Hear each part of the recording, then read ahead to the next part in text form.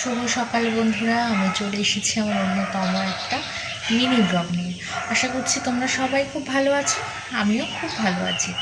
এখন বাজে সকাল 5:30। তো সকাল 5:30 না, আমি কোনোদিনও উঠি না। আমার উঠতে উঠতে ঘুম থেকে 7টা বেজে যায়, কিন্তু আজকে আমি 5:30টাতে উঠলাম।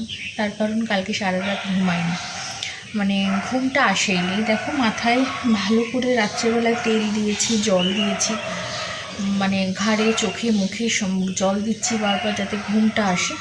জানি না কেন ঘুম এলো না। তো সেই জন্য সকাল সকাল উঠে পড়লাম।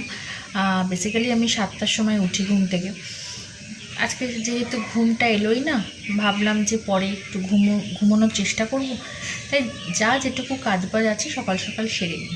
আমার কাজ বলতে সেটা হচ্ছে মন্দির, সকালবেলা উঠে মন্দির খোলা, ঠাকুরকে জাগানো, এবং আমার যেগুলো আর কি ঠাকুরের দিকের যে কাজ, ঘর মোছা, বাসন মাজা, এই সমস্ত করা, ভোগ রান্না করা, সমস্ত কিছু। তো ভাবলাম যে চটপট এই কাজগুলো সেরে নিই। তার মধ্যে আজকে আবার অমাবস্যার পুজো আছে, অবশ্যই সেটাও শেয়ার করব তোমাদের সঙ্গে থেকো।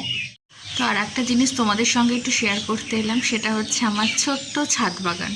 দেখো, এখানে আমার কয়েকটা গাছ লাগানো রয়েছে, বেশিরভাগই জবা গাছই বেশিরভাগ লাগানো রয়েছে। দেখতে পাচ্ছ নাকি আমি জানি না, একটু জুম করে দেখাই যদি দেখতে পারো। দেখো, এখনও ফুল ফোটেনি পুরোটা, সবে আধো আধো ফোটা হয়েছে কয়েকটা ফুল। গাছগুলো নষ্ট হয়ে গেছে বেশিরভাগটাই। তো দেখো, আর রয়েছে পদ্ম গাছ একটা ছিল, সেটা নষ্ট হয়ে গেছে, মরে গেছে গাছটা। আর নিম গাছ রয়েছে, আর একটা যেন কী গাছ রয়েছে, বট গাছ রয়েছে, এই সমস্ত গাছগুলো। দেখো বন্ধুরা, আমার সমস্ত বাসন টাসন মাজা কমপ্লিট হয়ে গেছে। ভোগের বাসন, ঠাকুরের পুজোর বাসন আমি সমস্ত উপর করে রেখে দিয়েছি। ঘর মোছাও কমপ্লিট হয়ে গেছে। তো ভাবলাম, কেননা তোমাদেরও সকাল সকাল একটুখানি মায়ের দর্শন করিয়ে দিই। তো তোমাদের সারাটা দিন খুব ভালো যাক, তোমার মা যেন তোমাদের মঙ্গল করেন, এই কামনা করি মায়ের কাছে। তো তোমাদের আর আগের দিন যেটা শেয়ার করা হয়নি, সেটা হচ্ছে এই যে বেদিতে যে সমস্ত দেবতারা আছেন তারা ছাড়াও কিছু ফটো আমার দেয়ালেও টানানো রয়েছে। তো তাদেরকেও তোমাদের একটুখানি দেখিয়ে দিলাম, পরে সময় নিয়ে আবার কোনো দিন দেখাবো।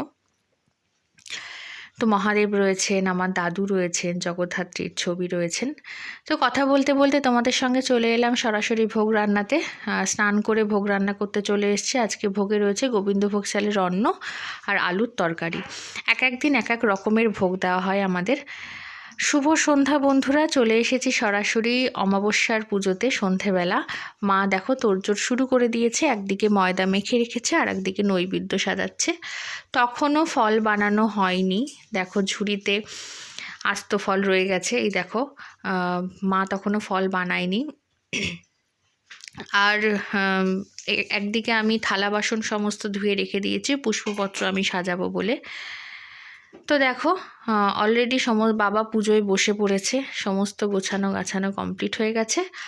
আর একদিকে মা ভোগ রান্না করছে। আমাদের যেটা হয়, বিকেলে শীতল ভোগ দেওয়া হয়, লুচি, সুজি, মিষ্টি, ফল, এই সমস্ত দেওয়া হয়। মা একদিকে ভোগ রান্না করছে।